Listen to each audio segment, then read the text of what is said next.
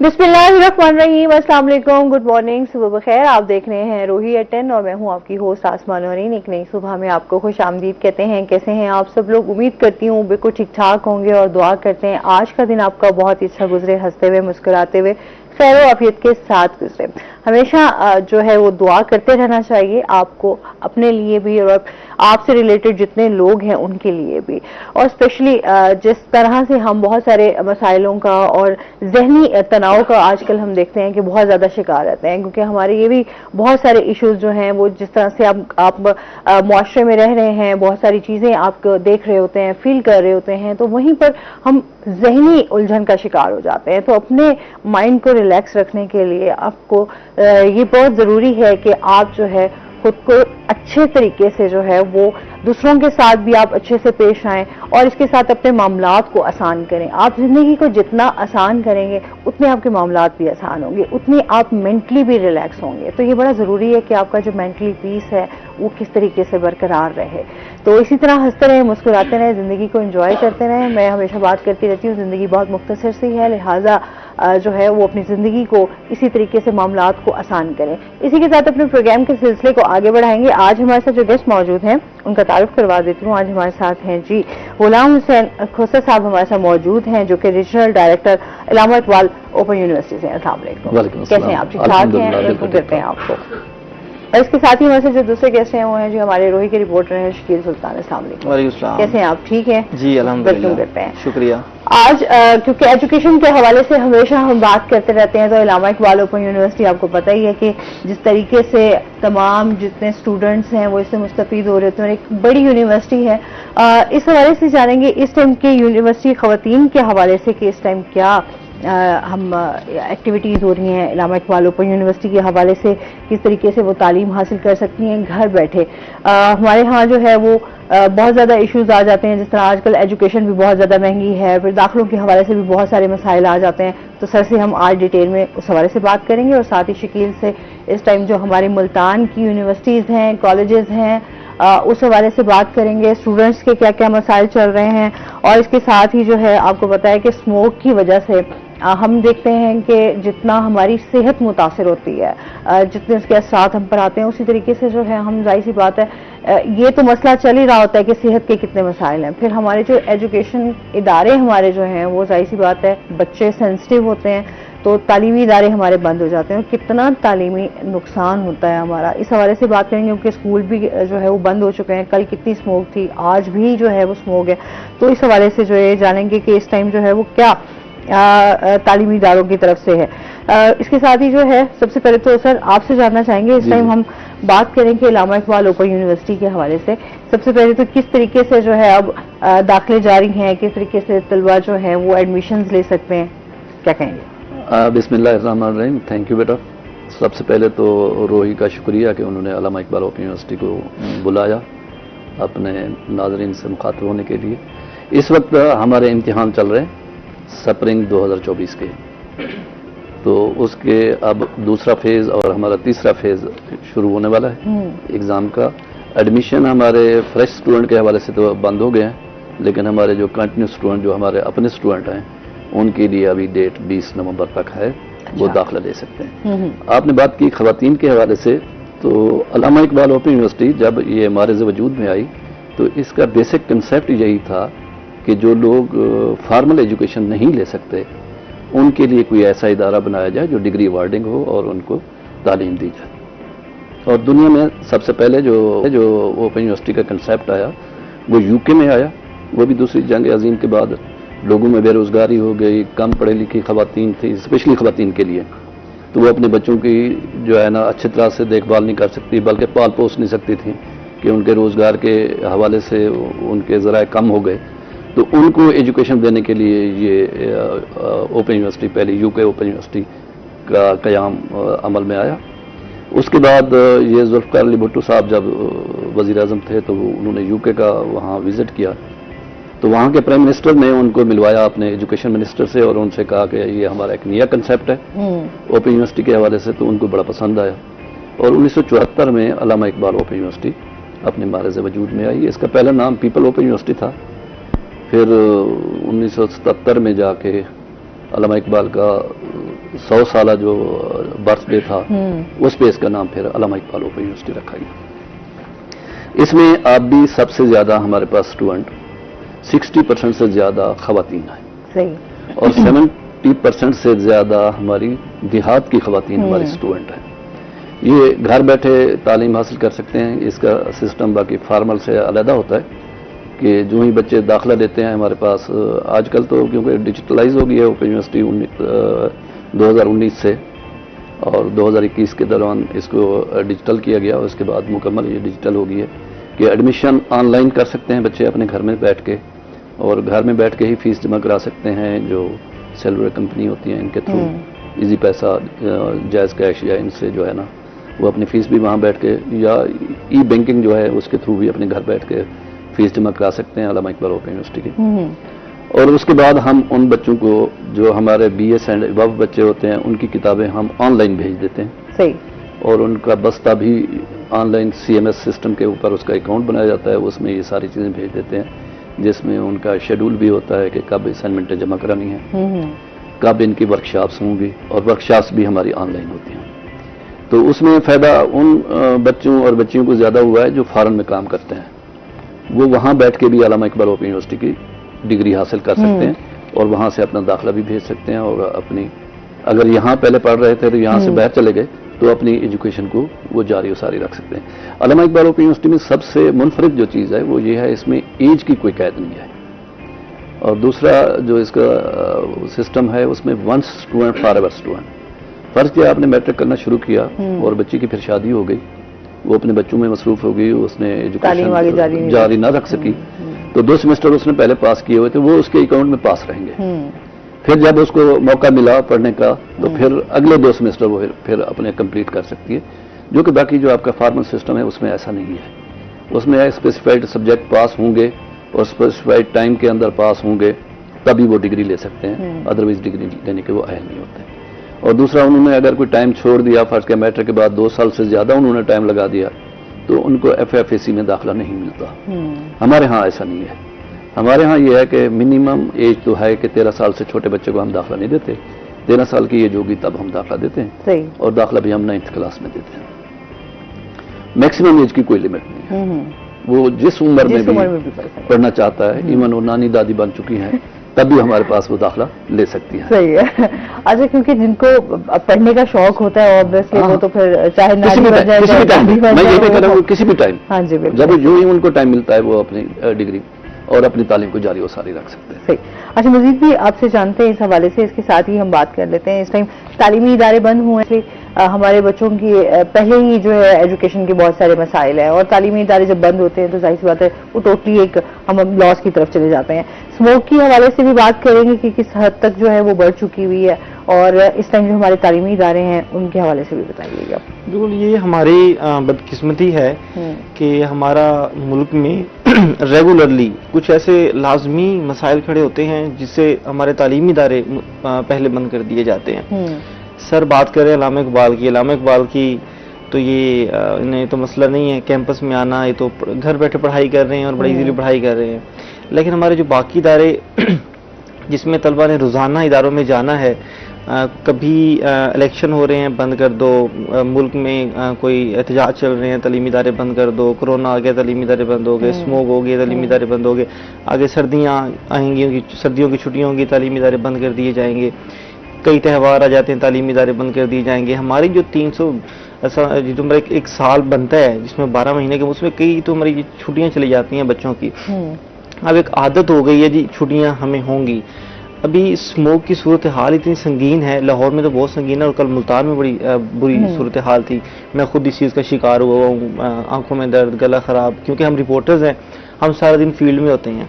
मैं कई दफ़ा इंडस्ट्रियल स्टेट की तरफ गया हूँ वहाँ से रिपोर्ट करने, क्योंकि इंडस्ट्रियल स्टेट आपको पता है फैक्ट्रीज का धुआं वहाँ से निकल रहा होता है। मैं जब फर्स्ट टाइम वहाँ इंडस्ट्रियल स्टेट की तरफ गया, वहाँ से मैंने बैकग्राउंड में दिखाना चाहा कि ये धुआं निकल रहा है।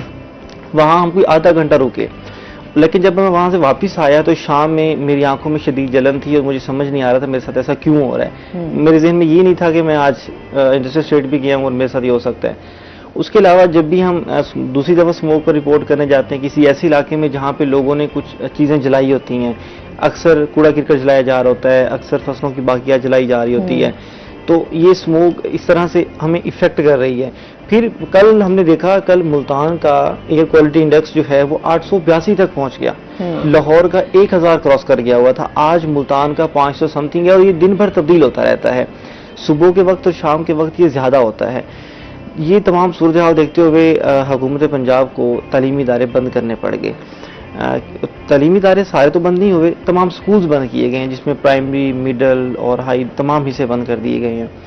अब यहाँ पे प्राइमरी का भी कोई इशू नहीं है, ठीक है, छोटे बच्चे हैं घर में पढ़ लेंगे, मिडल का भी खैर है, लेकिन आगे जो 10वीं क्लास और 9वीं क्लास के बच्चे हैं, आपको पता है 11वां महीना चल रहा है, 3-4 माह रह गए उनके एग्जाम्स में, अब जाके उनका कोर्स कंप्लीट हो रहा होता है और उनके एग्जाम स्टार्ट हो रहे होते हैं। अब वो सिलसिला जो है वो यहीं रुक जाएगा बच्चों का। 17 नवंबर तक तालीमी इदारे बंद किए गए हैं, और अभी हमें ये भी नहीं पता कि ये आगे मजीद बढ़ सकते हैं या नहीं, क्योंकि ये जो हमें स्मोक का सामना करना पड़ता है, ये नवंबर दिसंबर के एंड तक रहता है।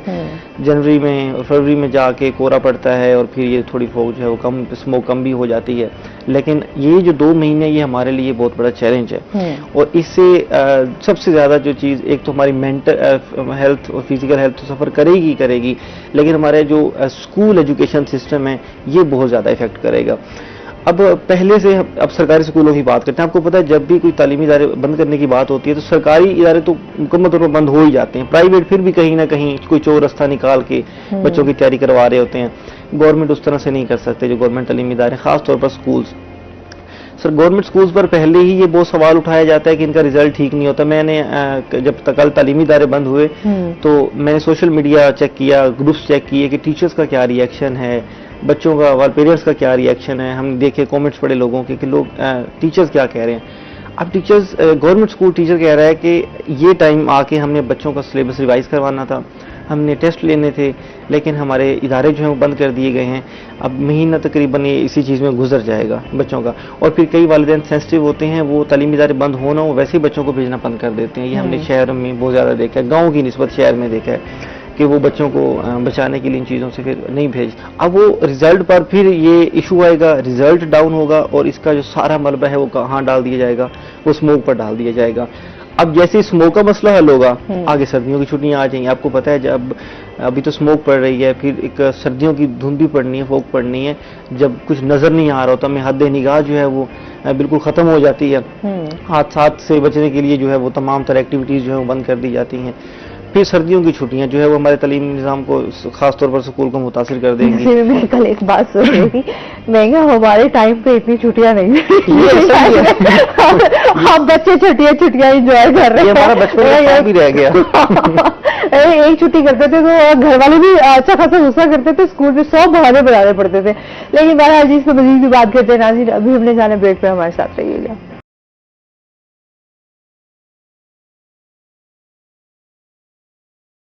वेलकम बैक नाजरीन। अच्छा जी, जिस तरीके से बात कर रहे थे कि हमारे यहाँ जो है सबसे, क्योंकि प्रायोरिटीज में हमारी ये चीजें हैं नहीं, एजुकेशन के लेकर जो है वो हमने कभी भी, आज भी हम कहते हैं कि हम बस सर्वाइवल की जो एक जंग है ना वो भी एक लड़ रहे हैं, और साथ में हम अपने आप को ये भी समझ रहे हैं कि बस हम मुकाबला कर रहे हैं। क्योंकि हम दूसरे ममालिक की जब बात करते हैं तालीमी इदारों की, तो वहाँ पर जाहिर सी बात है कि वहाँ के रूल्स, वहाँ की तमाम जिस तरीके से एजुकेशन दी जाती है, फिजिकल एक्टिविटीज हैं, तो वहाँ के बच्चे और वहाँ की चीजें जो हैं वो ठीक है। हमारे यहाँ होता है कि छुट्टियों में खुशियाँ इतनी मनाई जाती हैं, उनको बहुत सारी फैक्ट्रियाँ, बहुत सारी मिलें उनको स्पॉन्सर करती हैं और उनसे रिसर्च कंडक्ट कराते हैं, उस भी बेस पे वो अपने प्रोडक्ट बनाते हैं। और हमारे यहाँ ऐसा नहीं है। हमारे यहाँ जितना भी कारोबारी तबका है वो 1 रुपया भी खर्च नहीं करता किसी भी एजुकेशनल इदारे पे, ना उनको कोई रिसर्च देता है। फिर जैसे मैं अभी बात कर रहा था कि जनाब ये देखें, वो जो रिसर्च हमारे यहाँ हो रही है बड़ी सती लेवल की हो रही है। सिर्फ बच्चों को जस्ट चंद लफ्ज लिखने आ जाए, उसको हम कहते हैं कि एमफिल का इसका थीसिस हो गया, जस्ट उसको लिखना आ गया कि जनाब फर्ज किया, वो उसने मेरे पे लिखना शुरू किया कि सुबह मैं क्या नाश्ते में करता हूँ, कि जनाब मैं दफ्तर किस वक्त करता हूँ, हाँ मेरे दोस्त कौन कौन से हैं, इस टाइप की रिसर्च है। और इसी को हम रिसर्च मान रहे हैं। उसमें बेसिकली ये है कि उसको सिखाया गया है कि जनाब किस तरह आपने लिखना है। एक्चुअली दुनिया में ऐसी रिसर्च नहीं है, दुनिया में प्रोजेक्ट बनते हैं। मैं आपको बताऊं कि छोटी छोटी क्लासेस के अंदर जो आपकी प्रेप नर्सरी की क्लासेस होती हैं, उसमें भी उनको कमरा साफ करने के लिए प्रोजेक्ट दिया जाता है। ایسے ہی ہے کہ آپ کا اپنا روم کیسے صاف کریں گے, آپ سوئیں گے کیسے. میں کل ہی ویڈیو دیکھ رہی تھی کہ ہم باہر ہم دیکھتے ہیں کہ جس طرح سے ساؤتھ کوریا نے جتنی جلدی جو ہے وہ ایجوکیشن کے حوالے سے انہوں نے وہاں پر لوگ جو ہے اپنے بچوں کو, یا ہمارے یہاں یہ ہوتا ہے کہ جی آپ نے اگر مستری کا کوئی کام کرا تو اس پہ بھی 100 آپ باتیں ہو جائیں گی, اگر کوئی نائی بن گیا تو اس کے اوپر 100 باتیں کر دیں گے. مطلب وہ ایک کرٹیسائز جو ہمارے یہاں دیکھا جاتا ہے کسی بھی پیشے کو ہم ہر فن مولا اپنے آپ کو سمجھتے ہیں, لیکن وہ ان تمام چیزوں کو اپنے بچوں وہاں چھوٹی کلاسز سے ہی وہ چیزیں ان کو سکھائی جاتی ہیں, اور وہ پراپر ٹریننگ دے رہے ہوتے ہیں کہ وہ ایک ہنر مند جو ہے وہ اپنا ساتھ ساتھ ایجوکیشن بھی لیں, اور ایک آپ ان کے اسکل بھی آ جائے گی کہ وہ اپنے کسی بھی جگہ پر پروجیکٹ میں کام کرنا پڑے تو وہ ایزیلی کریں. اور وہ دیکھیں نا, اگر فارن کا اگر کسی آپ کسان کو دیکھتے ہیں تو وہ ہر ٹائپ کا کام وہ ایک ہی کسان کر رہا ہوتا ہے. میں آپ کو بتاؤں, میرے پاس چائنیز آئے یہاں جو ہے نا کمپیوٹر لیب کو اسٹیبلش کرنے کے لیے, تو ہم نے اس کو دیکھا 2 بندے تھے. پہلے انہوں نے جناب وہ کرسیاں میزیں جو ہے نا ان کو فٹ کرنا شروع کیا. میں تو سمجھا یہ شاید جو ہے نا یہ بڑائی ٹائپ لوگ ہیں. اچھا, انہوں نے اس کو فٹ کیا, اس کے بعد انہوں نے جناب پردے لگانے شروع کر دیے لیب کے اندر. پردے لگانے کے بعد پھر کمپیوٹر پہ بیٹھ کے وہ جناب پروگرامنگ کرنا شروع کر دی. انہوں نے ساری پروگرامنگ کر کے انہوں نے ہمیں سارا چیز چلا کے اور چائنا سے ہماری بات کرا کے لائیو, اور انہوں نے کہا جناب اللہ حافظ ہم جا رہے ہیں.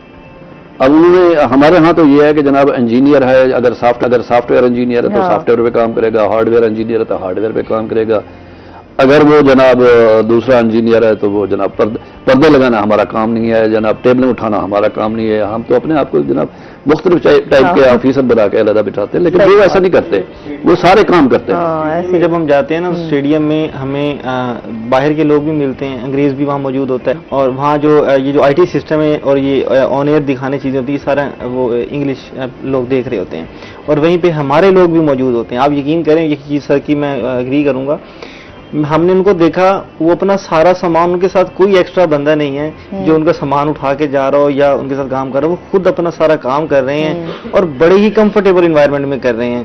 اور ہمارے افسر کے تو میں پچھلے دنوں میں نام نہیں لوں گا, ایک ادارے بڑے معتبر ادارے کے ساتھ میں رپورٹنگ کے لیے گیا فیلڈ میں.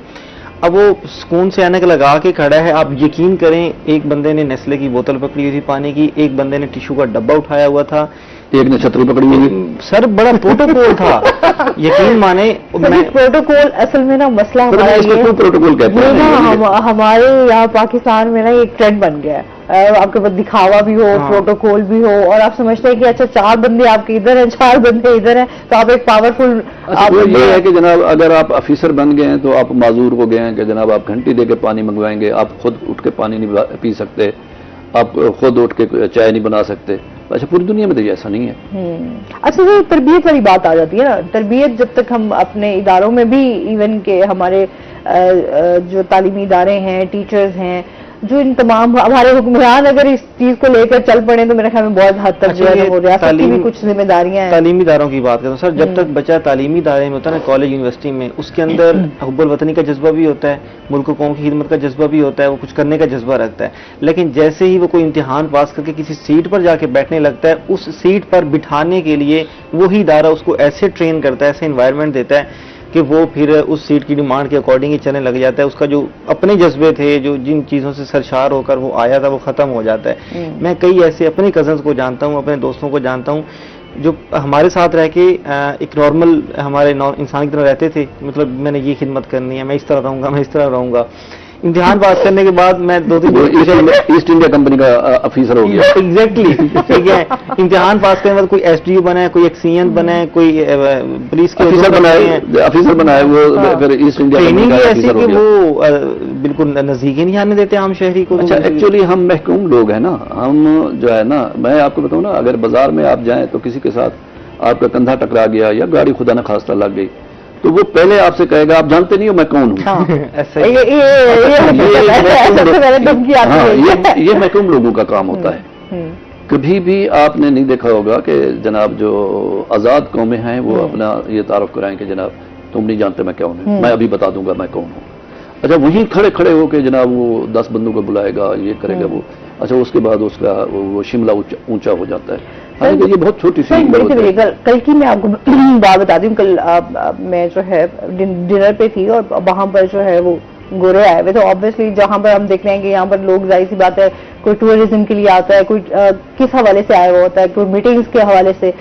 تو اسپیشلی اگر وہ اسموک کر رہا تھا تو میں وہاں پہ کھڑی ہوئی تو اس نے اسپیشلی مجھے بولا کہ میں آپ کو بادر تو نہیں کر رہا, مطلب آپ خود سے یہ ہوتا ہے کہ آپ یہ کر رہے ہو کہ یار آپ اگلے بندے کا خیال کر رہے ہو کہ یار آپ کے ساتھ کوئی کھڑا ہے تو کہیں آپ کی وجہ سے جو ہے وہ انکمفرٹیبل تو نہیں فیل کر رہا. تو مطلب ہمارے یہاں تو چوڑے ہو گئے, گاڑی روڈ کے بیچ میں کھڑی کریں گے اور پھر پیچھے ہم چاہیں گے کہ کوئی ہارن بھی نہ دے. آپ کو پتہ نہیں میں کون ہوں, کچہری چوک ہی دیکھ لیں. 4 بجے روڈ کے درمیان میں گاڑی کھڑی ہوتی ہے, جب تک وہ اندر سے وکیل صاحب باہر آ کے گاڑی خود نہیں لے کے جائیں گے, ٹریفک والا بھی اٹھا کے سائڈ. یہ ذہنی غلام لوگوں کا کام ہے. تو مطلب یہ چیزیں ہوتی ہیں چھوٹی چھوٹی کہ آپ کس طریقے سے اپنے آپ کو بھی بہتر کر سکتے ہیں. اخلاقی اپنی خواہشات کے غلام ہو جاتے ہیں ہم, جو ہے نا اپنی انا کے غلام ہو جاتے ہیں. بھائی اپنے آپ کو تو ان چیزوں سے نکلنا پڑے گا تو بہتر ہوں گے. اچھا سر, خواتین کی تعلیم پہ ہم بات کریں تو کیونکہ ظاہر سی بات ہے ہمارے ہاں بہت زیادہ خواتین کے تحفظ کے حوالے سے ہمارے پیرنٹس بھی ایون کہ ہم لوگ جو ہے وہ سیکیور فیل نہیں کرتے کہ اب بچیوں کو جو ہے وہ آپ یونیورسٹیز بھیجیں یا اس طریقے سے اگر گھر بیٹھے تعلیم ہے. تو آپ اس حوالے سے بتائیے کس طریقے سے جو. اچھا بیٹے, علامہ اقبال اوپن یونیورسٹی میں تو یہ ہے کہ 9th کلاس سے ہمارے لے کے PhD تک داخلے جو ہے نا ہوتے ہیں. میں نے آپ کو بتایا کہ ایون ایڈمیشن کے لیے بھی ان کو کسی شاپ پہ جانے کے لیے یا کسی اس کے پاس جانے کی ضرورت نہیں ہوتی, صرف اس کے پاس موبائل ہو اور ڈیٹا ہو. کچھ چیزیں اگر آپ کو سمجھ نہیں آ رہی ہیں, اگر آپ کے پاس بکس بھی آ رہی ہیں, وہ ہمارا کیونکہ سسٹم ایسا ہوتا ہے کہ ہم ہر چیز کی ایک گائیڈ رکھتے ہیں ساتھ. صحیح ہے کہ جب آپ فارم فل کرتے ہیں تو اس سے پہلے ہم ایک پیج لگا دیتے ہیں وہاں اپنی ویب سائٹ پہ بھی, اس کو پڑھ لیں, اس پہ انسٹرکشن لکھی ہوتی ہیں آپ کو کہاں کہاں مسئلہ ہو سکتا ہے, کہاں آپ اس کو اس طرح اس کو اوورکم کرتے ہیں. صحیح. پھر ہم جو بستہ بھیجتے ہیں اس میں بھی رہنما طلبہ ساتھ بھیجتے ہیں. صحیح. وہ بچے کو لکھتے ہیں کہ جناب آپ نے فلاں چیز کو اتنے گھنٹے پڑھنا ہے اور اتنا آپ کی تیاری ہوگی. آپ کے جو یہ یونٹ ہے اس کے اختتام پہ آپ کے خود ازمائشی سوال کھڑے ہیں, آپ ان کو سالو کر کے دیکھیں اور پھر اس کا ہنٹس بھی دیے ہوتے ہیں, اس کے جواب فلاں فلاں جگہ پہ آپ کو مل جائیں گے. تو یہ ساری چیزیں کیونکہ ہمارا ڈسٹینس لرننگ ہے, ہمارا جو اسٹوڈنٹ ہے وہ دور بیٹھا ہوتا ہے اور اس نے خط و کتابت کے تھرو ہمیں جو ہے نا پوچھنا ہوتا ہے. آپ سمجھتے اس سے چیلنجز اور مسائل آپ کیا دیکھتے ہیں؟ اچھا میں آپ کو بتاؤں نا بیٹے, جو ہے نا پوری دنیا کے اندر یہ مسلمہ ہے کہ اگر آپ دیکھ کے بھی لکھتے ہیں تو 33% نالج آپ کے پاس آ جاتا ہے, لیکن آپ کو ایماندار ہونا پڑتا ہے. صحیح بات ہے. سیلف آنیسٹی سب سے اہم بات ہوتی ہے. ویسے میں بتاؤں نا آپ کو, اگر آپ فارمل ایجوکیشن سسٹم میں بھی ہیں تو اگر ایک ٹیچر پڑھا رہا ہے تو اگر اس کی 40 کی کلاس ہے, 40 کے 40 بچے فالو نہیں کر رہے ہوتے ہیں, اس کو 10 سب سے زیادہ فالو کر رہے ہوتے ہیں, اگلے 10 ایسے ماڈریٹ ٹائپ کے ہوتے ہیں, پھر آخری جو ہے نا 20 وہ بالکل نیچے کی طرف, اور اس میں آخری 10 جو نا پسند والے بھی نہیں ہوتے. اچھا ایکچولی جو ہوتا ہے ایجوکیشنل ادارے کے اندر ہوتا یہ ہے کہ آپ ایجوکیشن کا ماحول پرووائڈ کریں. صحیح. باقی اسٹوڈنٹ کے اندر کتنی کیپیسٹی ہے وہ اس کو ابزارو کتنا کرتا ہے. میں سمجھتا ہوں یہ دنیا کے جتنے بھی معلم رہے ہیں ان کے پاس ظرف کی سب سے اہم بات ہوتی ہے کہ کتنا ظرف ہے, وہ کتنا ابزارو کرتا ہے, کتنا وہ حاصل کر لیتا ہے. اگر وہ بچہ میں سمجھتا ہوں کہ پہاڑوں کے بیچ میں بھی بیٹھا ہے, اگر اس میں ظرف ہے تو وہ وہاں بھی ابزارو کر لیتا ہے, وہ سیکھ لیتا ہے. اور کتابیں سب سے اچھی استاد ہوتی ہیں. اچھا اس میں ہمارے ہاں تو سب سے بڑی بات یہ ہوتی ہے کہ ہم نے مختلف اس کو آپشنز دیے ہوتے ہیں کہ ان سے آپ اپنی ایجوکیشن کے اندر ہیلپ لے سکتے ہیں. بالکل. تو اس میں مزید بات کرتے ہیں ناظرین, ابھی ہم نے جانا ہے بریک پہ, ہمارے ساتھ رہیے گا.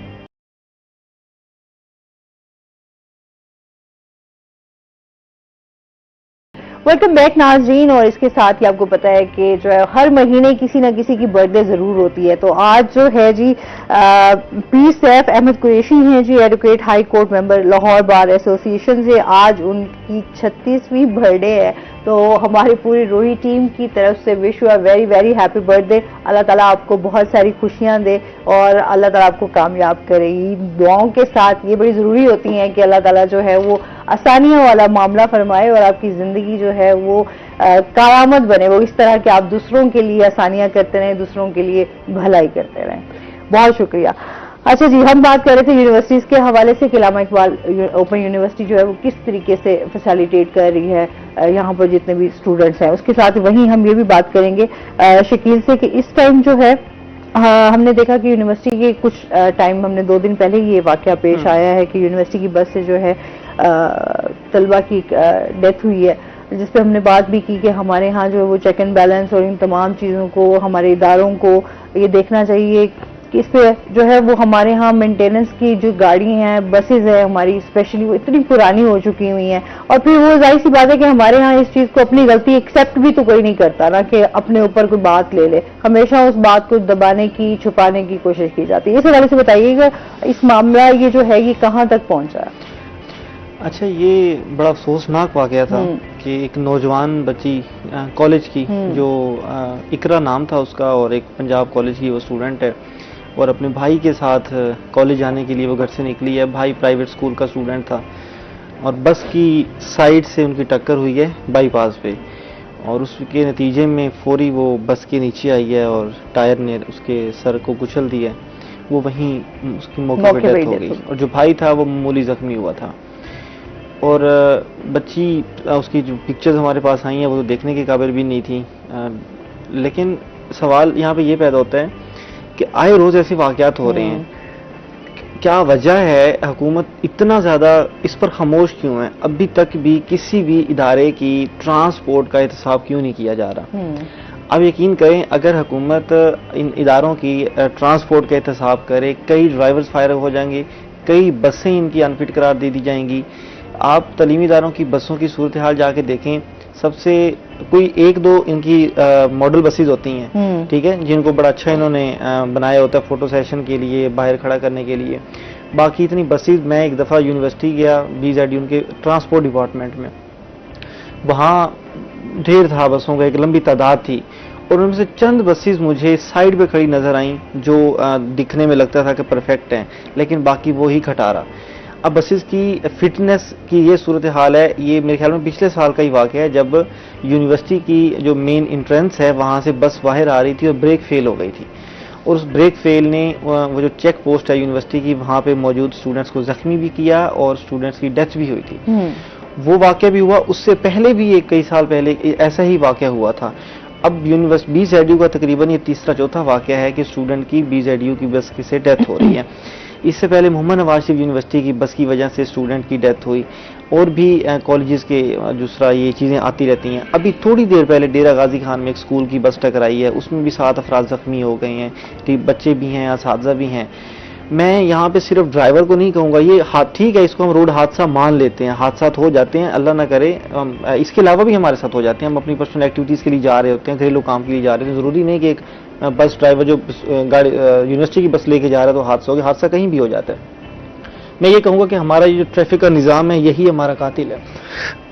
اس ڈرائیور کو آپ نے اتنی بڑی بس دی جس میں وہ 30-40 اسٹوڈنٹس کو لے کے جا رہا ہے، آپ ڈرائیور کی ٹریننگ اور بس کی فٹنس ان 2 چیزوں کو مد نظر رکھیں۔ تیسرا، آپ کو پتا ہے وہ کتنا خطرناک چوک ہے، بائی پاس جو ہے، ایک روڈ نوابپور کی طرف جا رہا ہے، ٹھیک ہے، پھر وہ جو گول چکر ہے وہاں ہمیشہ ٹریفک موجود رہتی ہے، پھر ادھر سے بختیور مین سے بھی ٹریفک آ رہی ہے، BZU سے بھی ٹریفک آ رہی ہے، بوسٹن روڈ سے بھی ٹریفک آ رہی ہے، اور یہ چاروں اس سائڈ کو نوابپور کو چھوڑ کے یہ جو تینوں سائڈ ہیں یہاں پہ تعلیمی ادارے ہیں، اور صبح کے وقت اور دوپہر کے وقت ٹریفک کا سمندر ہوتا ہے وہاں پہ گاڑیوں کا، ٹھیک ہے، اور وہاں پہ کچھ ٹریفک سگنل بھی نہیں ہے۔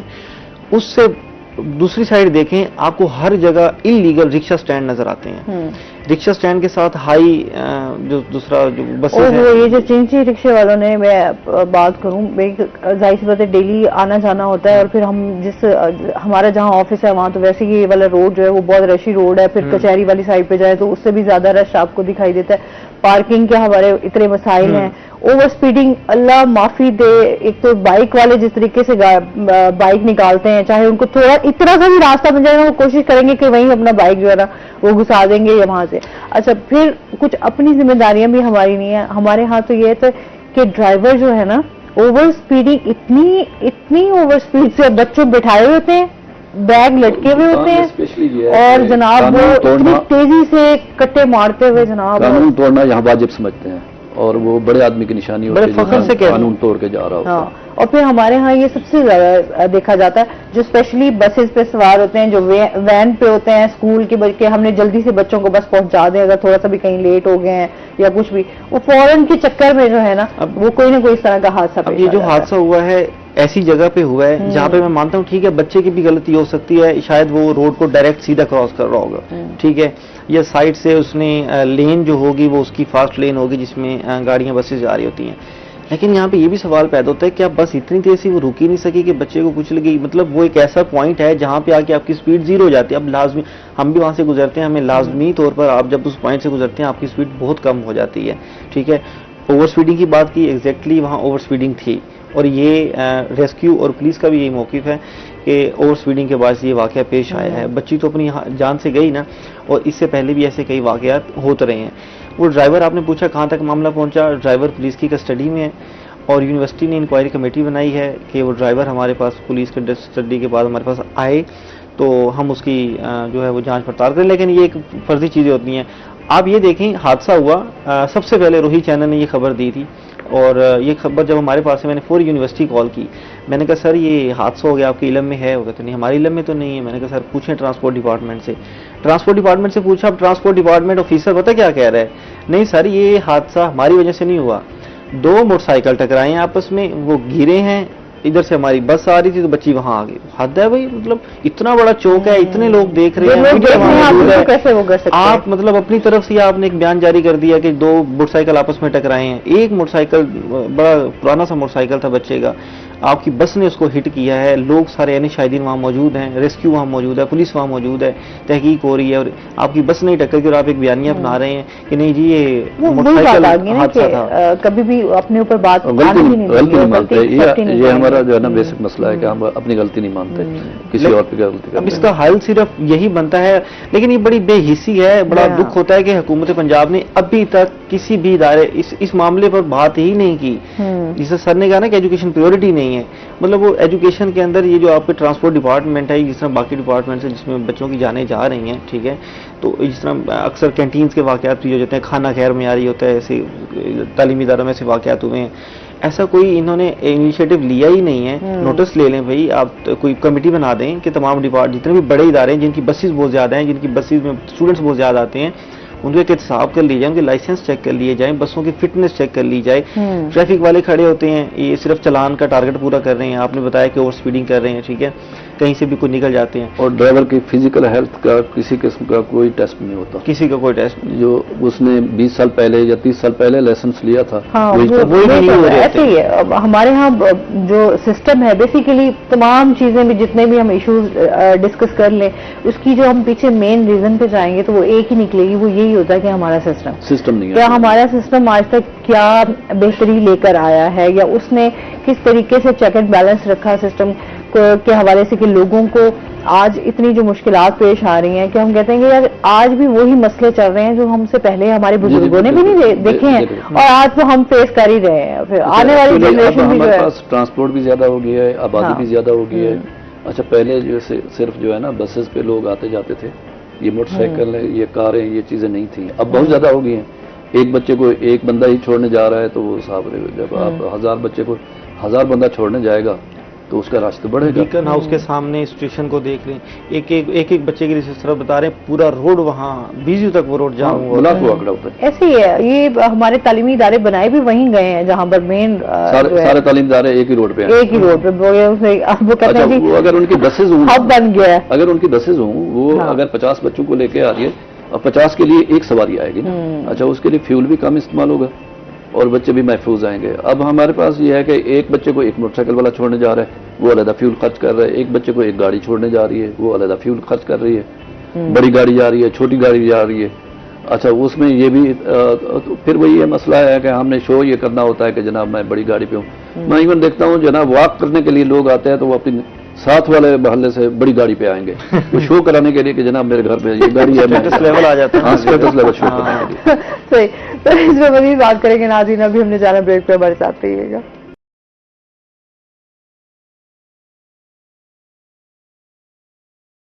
ویلکم بیک ناظرین. اچھا جی، اس کے ساتھ ہی یہ بھی بتائیے گا، علامہ اقبال اوپن یونیورسٹی کے فیسز کے حوالے سے بھی بتائیے گا، سیمسٹر اس طریقے سے سیمسٹر وائز ہی جو ہے امتحانات دیے جاتے ہیں، تو اس حوالے سے بھی تاکہ بتائیں، تاکہ لوگوں کو پتہ چلے اس حوالے سے فیسز کے حوالے سے۔ فیسز ہماری سیمسٹر وائز ہوتی ہیں، سیمسٹر آٹم اور سپرنگ 2 سیمسٹر ہوتے ہیں۔ آج کل جو ہمارے داخلے کلوز ہو رہے ہیں یہ آٹم 2024 کے ہیں، اور یکم جنوری سے ہمارے پھر سپرنگ 2025 کے داخلے ہوں گے۔ ٹھیک ہے۔ اچھا، سیمسٹر وائز ہم فیس لیتے ہیں اور پر سبجیکٹ کے حساب سے لیتے ہیں۔ ہمارے یہ نہیں ہوتا ہے سیمسٹر میں فرض کیا کہ اگر آپ کی 4000 فیس ہے تو آپ سارے سبجیکٹ نہیں رکھنا چاہ رہے، ان میں سے ایک سبجیکٹ رکھنا چاہ رہے ہیں تو آپ اس کی فیس جمع کرائیں گے، 4000 روپے پورا نہیں جمع کرائیں گے۔ اچھا، علامہ اقبال اوپن یونیورسٹی یہ غریبوں کے لیے بنائی گئی تھی، یہ بیسیکلی چیریٹی بیسڈ یونیورسٹی ہے، یہ کوئی جو ہے نا فنڈ ریزنگ یونیورسٹی نہیں ہے، اور اس کو اب بھی بہت سارے پیسے بہت سارے ڈونیشن سے آتے ہیں، تو اس لیے جو اس کی کتابیں اور یہ ساری چیزیں یہ چیریٹی کے طور پہ دی جاتی ہیں۔ علامہ اقبال اوپن یونیورسٹی بیسیکلی غریبوں کی یونیورسٹی ہے۔ اب M phil P H D کی بات کریں تو ایم فل کا جو ہے نا 2 لاکھ پہ ایم فل کرا رہی ہے یہ، اور 2 لاکھ سے کم پہ، تو باقی یونیورسٹیاں 2 لاکھ پہ ایک سیمسٹر کا لیتی ہیں کم سے کم۔ ایجوکیشن ہماری مہنگی ہوئی ہے، لیکن اس کے باوجود علامہ اقبال اوپن یونیورسٹی سستی ہے، اور اس کے کوئی بھی فیس جو ہے نا 50,000 سے زیادہ ایک سیمسٹر میں نہیں ہے، ٹھیک ہے، اس سے کم ہے۔ اور باقی جو سبجیکٹ ہیں جیسے میٹرک، ایف اے، بی اے، ان کے پر سبجیکٹ کے حساب سے ہوتی ہے فیس، جو ہے نا وہ 400 500 اتنا، اس میں کتاب بھی دینی ہے، اس میں امتحان بھی لینا ہے، اس میں ڈگری بھی ایوارڈ کرنی ہے۔ اچھا، ہم ہر چیز کی علیحدہ علیحدہ فیس نہیں لیتے جیسے باقی ادارے لیتے ہیں، ہم وہی ایک ہی فیس لیتے ہیں، اسی میں سارا کچھ کرتے ہیں۔ ٹیچر بھی اسی میں دیتے ہیں، ٹیچر کی خط و کتابت بھی اسی میں ہوتی ہے، امتحان کی خط و کتابت بھی اسی میں ہوتی ہے، اور ہمارا جو ہے نا علامہ اقبال اوپن یونیورسٹی سے آپ نے این او سی لینا ہے تو 1000 روپے میں ملتا ہے، باقی کسی یونیورسٹی میں این او سی 15,000 سے کم نہیں ہے۔ اگر آپ نے ویریفیکیشن کرانی ہے تو 1000 روپے ہوتی ہے۔ یہ میں آپ کو بتاؤں، جیسے وہ ٹوکن بنی ہوتی ہے، ابھی مفت نہیں ہے کہ کچھ نہ کچھ پیسے آپ کو جمع کرانے پڑتے ہیں، اس طرح کا ہے۔ علامہ اقبال اوپن یونیورسٹی بیسیکلی یہ لوگوں کی ہیلپ کرنے کے لیے۔ سر، آئی ٹی کیونکہ اب جدت آتی ہے، ٹیکنالوجی ایڈوانس ہوتی جا رہی ہے، اسکلز کے اوپر بھی کام ہو رہا ہے، تو علامہ اقبال اوپن یونیورسٹی کے پاس جو پاکستان کی سب سے بڑی ویب سائٹ ہے جس کو لاکھوں لوگ ڈیلی وزٹ کرتے ہیں، اور ان لاکھوں لوگوں کا جو ڈیٹا ہے علامہ اقبال اوپن یونیورسٹی کی ویب سائٹ پہ ہے، جس میں ایڈمیشن سے لے کر ایگزامینیشن تک، ڈگری ڈیلیوری تک، ان کی ٹریکنگ تک سارا کچھ آن لائن ہے۔ تو ڈیجیٹلائزیشن کے حوالے سے علامہ اقبال اوپن یونیورسٹی سب سے آگے ہے، کیونکہ ہم اس وقت ایجوکیشن جو ہے نا ایک فارمل سسٹم سے بھی دے رہے ہیں، جو ہماری ہیڈ آفس میں ہوتی ہے، جو بی ایس کی کلاسز جو سائنسز کی ہیں وہ وہاں ہیڈ آفس میں ہوتی ہیں، باقی آن لائن بھی دیتے ہیں، تو اپنا ڈسٹینس اور نان فارمل ایجوکیشن کے تھرو بھی دیتے ہیں کہ آپ گھر بیٹھے جو ہے نا وہ بھی حاصل کر سکتے ہیں، دونوں طریقوں سے۔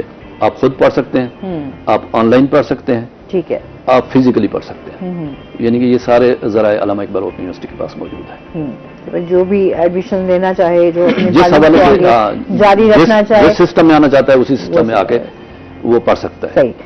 اچھا جی، اس کے ساتھ ہی جو ہے شکیل سے یہ بھی جانیں گے، اس ٹائم جو ہے پنجاب فوڈ اتھارٹی کے حوالے سے بھی بات کریں گے، کیونکہ ہمارے ہاں صحت کے حوالے سے بہت سارے ایشوز ہیں، جہاں کہ کھانے پینے کے حوالے سے بھی جو ہے ہمارے ہاں بہت سارے مسائل آ جاتے ہیں، کیونکہ ہمیں خالص چیزیں تو اس ٹائم میسر ہی نہیں ہے، اور پھر جو چیزیں ہیں وہ ملاوٹ شدہ ہے بہت زیادہ۔ اس حوالے سے بتائیے کہ کیا کارروائیاں کی جا رہی ہیں، کیونکہ ٹائم بھی ہمارے پاس کم ہے۔ پنجاب فوڈ اتھارٹی کی کارروائیاں جو ہے وہ مسلسل جاری ہوتی ہیں، اس کا ایسا نہیں ہوتا کہ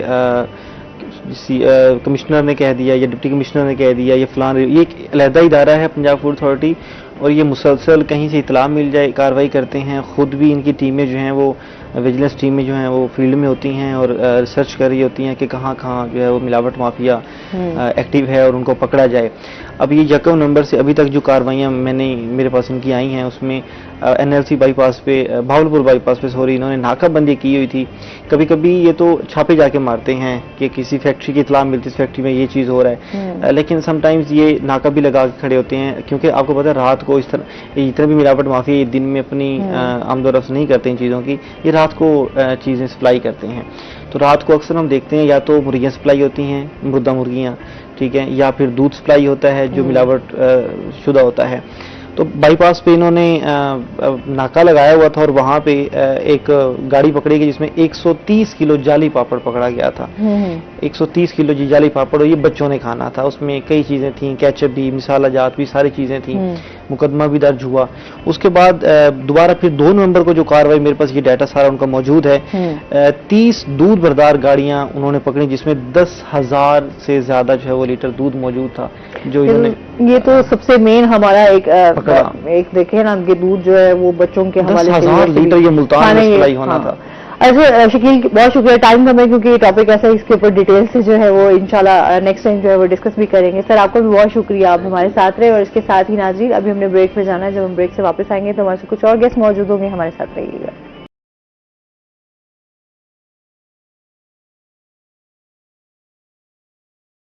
ہم بات کرنے جا رہے ہیں سعدیہ سے, تو آج ہم بات کریں گے بڑی آنت کے کینسر کے حوالے سے. کیا وجوہات ہوتی ہیں, اس کی تشخیص کیسے کی جاتی ہے, کس عمر میں جو ہے وہ بڑی آنت کا کینسر ہو سکتا ہے, کن لوگوں میں, خواتین میں اس کی کیا شرح ہے, مرد حضرات ہیں ان میں اس کی کیا شرح ہے, اس کے ساتھ ہی جو ہے اس کا ٹریٹمنٹ کس طریقے سے ہو سکتا ہے, احتیاط کیا ہو سکتی ہے, ہمیں اپنا لائف سٹائل کس طریقے سے چینج کر سکتے ہیں اور اس خطرناک بیماریوں سے بچ سکتے ہیں. کیونکہ اسپیشلی جب بھی کینسر کا نام آتا ہے, ایک ڈر اور خوف جو ہے وہ آپ کے ذہن میں آ جاتا ہے.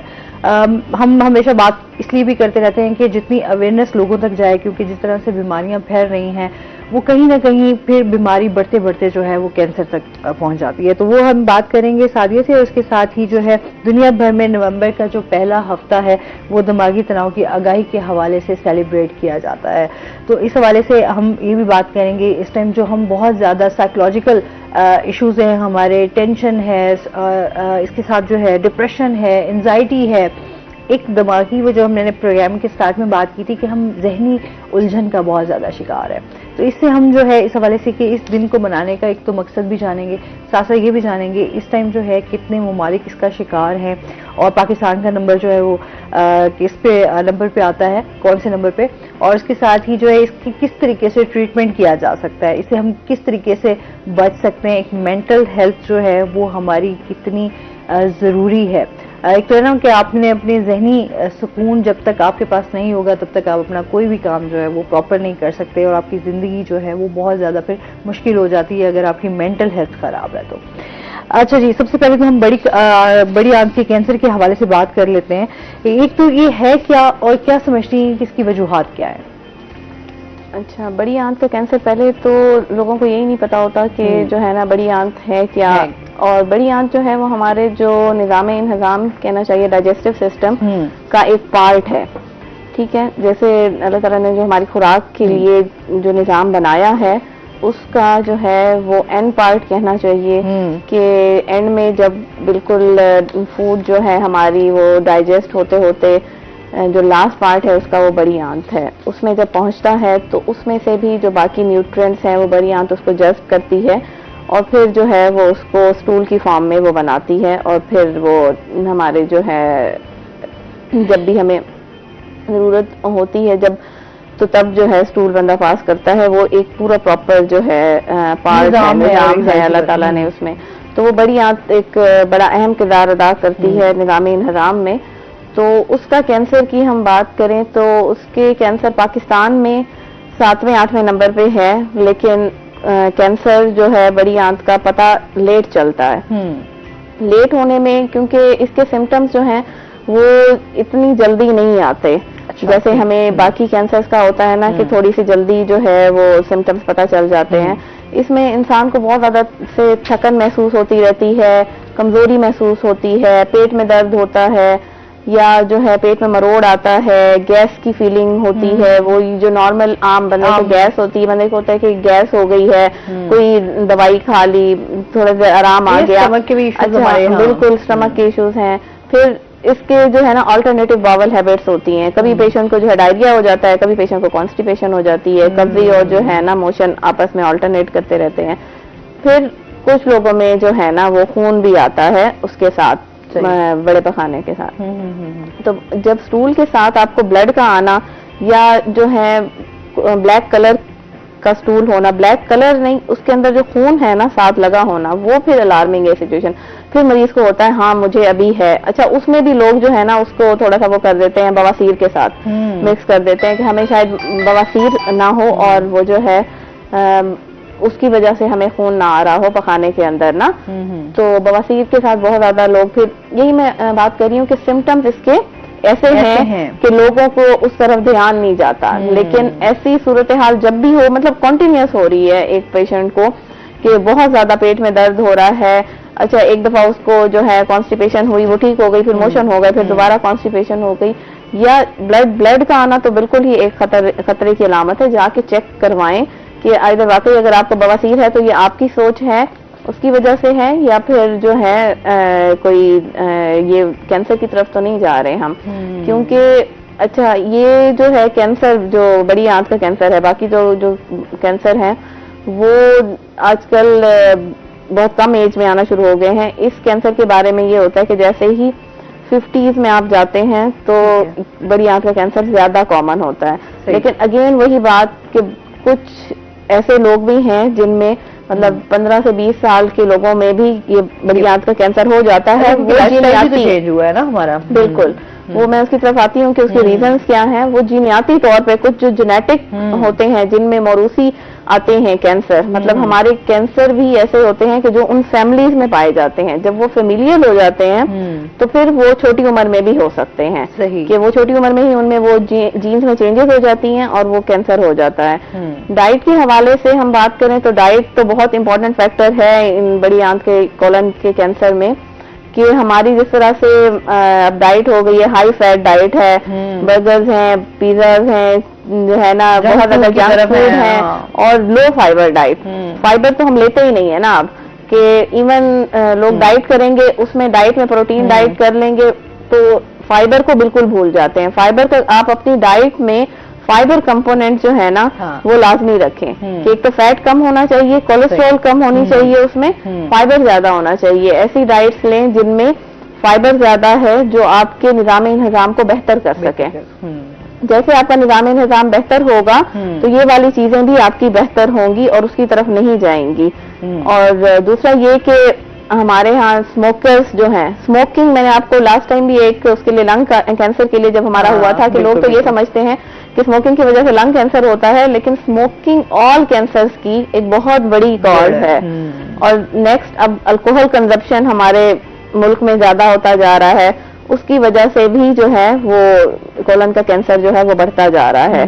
मतलब डाइट तो है ही एक प्लान ना कि उसमें आपने सिंपल रखनी है, बिल्कुल जो है ना हम बिल्कुल अब फ्रूट्स तो खाते नहीं है, उसमें भी हम प्रोसेस्ड फूड की तरफ बहुत ज्यादा चले गए हैं ना, फ्रोजन फूड, प्रोसेस्ड फूड के जी बहुत ज्यादा हम प्रोसेस्ड फूड की तरफ जा रहे हैं, या हमारा जंक फूड बढ़ता जा रहा है, तो उसकी वजह से आपकी जो है वो ये चीजें बढ़ती जा रही हैं, वेट गेन होता जा रहा है। वजन जो है सबसे मोस्ट कॉमन कॉज है, सारी बीमारियों की जड़ है आपकी। और उसके बाद जितना आप अल्कोहल का इस्तेमाल ज्यादा होता जा रहा है, तीसरा आपकी स्मोकिंग जो है जो लोग करते हैं उनमें बहुत ज्यादा है, एक्सरसाइज का ना होना, ये सारी चीजें जो हैं कोलन कैंसर की तरफ जो है वो ले जाती हैं। अच्छा एक कॉल ले लेते हैं। अस्सलाम वालेकुम। वालेकुम अस्सलाम जी, कौन बात कर रहे हैं? जी मैं हैदर बात कर रहा हूँ। जी, क्या कहना चाहेंगे? जी वो मेरे जब वो खाना खाते हैं चलते हैं तो उनके ना इधर बड़ी आंत में बहुत पेन होता है। ठीक है, तो वो वजह आपने ऑलरेडी उनका चेकअप वगैरह करवाया? किस तरह से पता चला कि बड़ी आंत में पेन? जी उधर हमारे उधर से डॉक्टर से चेकअप वगैरह करवाया, उन्होंने ना कुछ मसले बताए हैं। वो कह रहे हैं कि उन्होंने बस सिंपल यही बताया कि इसके ना बड़ी आंत में पेन होता है, तो इसके समझ नहीं आ रही हमें और इसका हम क्या ट्रीटमेंट करवाएं। सही, आप कुछ पूछना चाहेंगे? अच्छा, सिर्फ पेन होता है या उसके अलावा भी उनको कोई, जिस तरह से मैंने आपको बताया है कि मोशन होते हैं या कब्जी रहती है, उसकी और कोई अलामात नहीं है सिवाय पेट दर्द के? सिर्फ पेट दर्द है उनको। आप बता क्या सिम्टम्स हैं आपको? अलामात क्या है? आपको स्टूल पास नहीं होता, कब्ज है, कोई और मसला है? कब्ज वाला मसला है। قبض والا مسئلہ ہے. ٹھیک ہے. اچھا ایک اور بھی علامت ہوتی ہے جیسے قبض ہوتی ہے یا پھر لوگ اسٹول پاس کر لیتے ہیں اس کے بعد بھی ان کو فیلنگ ہوتی ہے کہ ابھی بھی ان کا جو ہے نا وہ پورا اسٹول پاس نہیں ہوا, ابھی کچھ ہے, تو یہ بھی ایک علامت ہے اس میں. اب وہ کہہ رہے ہیں کہ پیٹ میں درد ہوتا ہے, پیٹ میں نے یہی بات کی کہ یہ ایسے سمٹم ہیں, یہ بڑے ویگ سے ہوتے ہیں, ان کو جا کے جو ہے وہ ڈاکٹر کو چیک کرانا چاہیے. تو ایک ٹیسٹ ہوتا ہے کولونوسکوپی, وہ کرتے ہیں ڈاکٹر, یہ چیک کرائیں گے, جو گیسٹرونٹرولوجسٹ ہوتے ہیں ان کو جا کے چیک کروائیں گے, وہ ٹیسٹ کرتے ہیں کولونوسکوپی. وہ کیمرے کے ذریعے جا کے چیک کرتے ہیں بڑی آنت میں ہی, اور ٹیوب ہوتی ہے, بڑی فلیکسیبل ہوتی ہے, اور او پی ڈی پروسیجر ہے, اس میں کوئی اتنا جو ہے وہ نہیں ہوتا, پینفل نہیں ہے, وہ جو ہے نا اس میں کر دیتے ہیں. اچھا یہ بڑا ضروری ہے کہ اگر اس طرح کی علامات ہوں تو ویسے یہ بڑا سینسٹیو ہے کہ آپ کو چیک اپ کروانا چاہیے, لازمی ہے سے جو ہے وہ آپ کو کبھی بھی سیلف میڈیکیشن کی طرف نہیں جانا چاہیے. اچھا اس میں مزید بھی آپ سے جانتے ہیں سعدیہ, جس طریقے سے جو ہے ہم بات کر رہے تھے کہ جی دنیا بھر میں نومبر کا پہلا ہفتہ جو ہے وہ دماغی تناؤ کے حوالے سے ہم اس کی آگاہی کے حوالے سے مناتے ہیں. اس دن کو منانے کا مقصد کیا ہے, اس کے حوالے سے آپ کیا کہنا چاہیں گے؟ بسم اللہ الرحمن الرحیم. پہلے تو ہمارے لیے سمجھنا یہ ضروری ہے کہ سٹریس ہے کیا. سٹریس ہے یونیورسل فینومینا, یعنی اگر ہم یہ کہیں کہ کسی ایک کو سٹریس ہوگا دوسرے کو نہیں, تو ایسا سوچنا غلط ہے. ہم اگر اس دنیا میں ایگزسٹ کر رہے ہیں اور اگر ہم یہ سوچیں کہ سامنے والے کو ہے ہمیں نہیں ہے, یا ہمیں ہے تو سامنے والے کو نہیں, تو یہ سٹریس کا جو لیول ہے لو ہے یا ہائی لیول ہے, وہ کبھی نہ کبھی کسی نہ کسی ٹائم پہ فیس کرنا ہی پڑتا ہے. اور اس کی مختلف قسم کی فارمز ہوتی ہیں جس فارم میں ہم ڈیلی لائف میں اس کا سامنا کرتے رہتے ہیں. اس کی جو اسے جاننے کی اہمیت ہے وہ اس لیے ضروری ہے کہ بہت سارے لوگ یہ سمجھتے ہیں کہ سٹریس, انزائٹی اور ڈپریشن یہ تینوں ایک جیسی علامات رکھتی ہیں, تو یہ چیز بالکل غلط ہے. سٹریس کا جو لیول ہے وہ لو بھی ہو سکتا ہے, ہائی بھی ہو سکتا ہے, اور از ریلیٹڈ ٹو پازیٹیو اور نیگیٹو تھاٹس. اور اس میں جو سمٹمز ہیں وہ بنسبت انزائٹی اور ڈپریشن کے کم ہوتی ہیں, لیکن کبھی نہ کبھی آپ کو جب سٹریس فیس کرنا پڑتا ہے تو ایسا فیل ہوتا ہے جیسے انزائٹی میں ہم اس چیز کو بہت زیادہ ہائی لیول پہ فیل کر رہے ہوتے ہیں, لیکن سٹریس میں تھوڑا کم ہوتا ہے اس کا لیول. تو انزائٹی میں یہ ہوتا ہے کہ آپ کی جو پہلے ہم سٹریس پہ بات کرتے ہیں, سٹریس یہ آپ کے پریزنٹ سے ریلیٹڈ ہے کہ آپ کو حال میں جو چیز آپ کو بادر کر رہی ہوتی ہے لامحالہ, اس میں آپ جب سٹریس فیل کرتے ہو تو آپ کو بہت ساری سمٹمز بھی اس کا سامنا کرنا پڑتا ہے. لیکن انزائٹی ہماری ریلیٹ کرتی ہے فیوچر سے, اور ڈپریشن ہمارا ریلیٹ کرتا ہے پاسٹ سے بھی ہو سکتا ہے اور فیوچر سے بھی ہو سکتا ہے. تو پہلے تو ہمارے لیے سمجھنا یہ ضروری ہے کہ سٹریس, انزائٹی اور ڈپریشن میں فرق کیا ہے, کیونکہ آج کل جتنے بھی لوگ ہوں جسے دیکھو کہتے ہیں جی ہمیں سٹریس ہو گیا, کوئی کہے گا ڈپریشن ہو گیا. بھائی پہلے یہ سمجھنا ضروری ہے کہ سٹریس, انزائٹی اور ڈپریشن میں فرق کیا ہے. تو سٹریسز جو ہیں وہ ڈفرینٹ قسم کے ہیں. ٹھیک, وہ پازیٹیو بھی ہو سکتے ہیں, نیگیٹو بھی ہو سکتے ہیں, اور سم ٹائم جو لو لیول کا سٹریس ہوتا ہے وہ آپ کی موٹیویشن کے لیے بہت زیادہ ضروری ہوتا ہے. صحیح, اسٹریس آپ کو موٹیویٹ بھی کرتا ہے. سپوز اگر میں کہوں کہ میں نے یہاں آنا تھا تو تھوڑا سا جو مجھے اسٹریس ڈیل کرنا پڑا سٹریس سے, تو وہ مجھے موٹیویٹ کر رہا تھا اس چیز کے لیے کہ میں اپنے سارے کام سمٹا کے یہاں تک پہنچوں. یہ والا جو سٹریس ہے یہ پازیٹیو سٹریس ہے جو آپ کے لیے سم ٹائم بہت اچھا ہوتا ہے کہ آپ نے اپنے کام کو کس طرح سے مینیج کرنا ہے. بالکل, اس پہ ڈیٹیل سے مزید بھی جانتے ہیں ناظرین. ابھی ہم نے جانا بریک پہ, ہمارے ساتھ رہیے گا.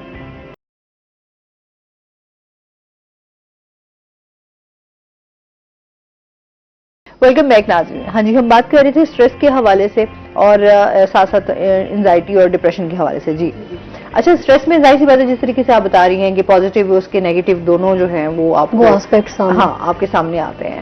اچھا, ہمارے ہاں جو ہے وہ نیگیٹیوٹی بہت زیادہ ہے, مطلب ہم اوور تھنکنگ اگر کر رہے ہیں یا ہماری اس طریقے سے کسی ذہنی الجھن کا شکار ہیں تو ہمارے پاس کبھی بھی بہت کم ہوتا ہے کہ پازیٹیو تھاٹس آئیں, زیادہ ہوتا ہے نیگیٹو تھاٹس کی طرف ہم چلے جاتے ہیں. کچھ نہ کچھ لوگ ایسے ہوتے ہیں جو اپنی جان لینے پر بھی آ جاتے ہیں, کچھ لوگ جو ہے وہ بس وہ کہتے ہیں نا راہ فرار ڈھونڈ رہے ہوتے ہیں. ہاں, ڈفرینٹ ہر کسی کی وہ ہوتی ہے سوچ. اچھا, یہ ڈپریشن کا لیول ہے. ٹھیک ہے, کہ اگر ہم اپنی جان کو لینے کے بارے میں سوچیں تو یہ ڈپریسو اسٹیج ہے. بالکل آپ نے, ہاں, ڈپریشن تو از لائک کینسر. جیسے یہ کینسر کے بارے میں آپ کو بتا رہی ہیں, یہ ہمیں برین کا کینسر کہتے ہیں.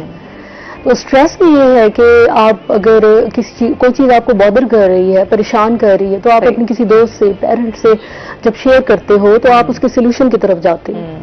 और उसकी जो कुछ सिम्टम्स होती हैं वो ये है कि आपको घबराहट का एहसास होना, दिल की घबराहट का, और थोड़ा नींद का डिस्टर्ब होना, आपकी कंसंट्रेशन जो है ना वो लेवल मेंटेन नहीं रहता कंसंट्रेशन का, यानी आप काम कर रहे हो लेकिन आपकी तवज्जो भटक रही है इधर उधर।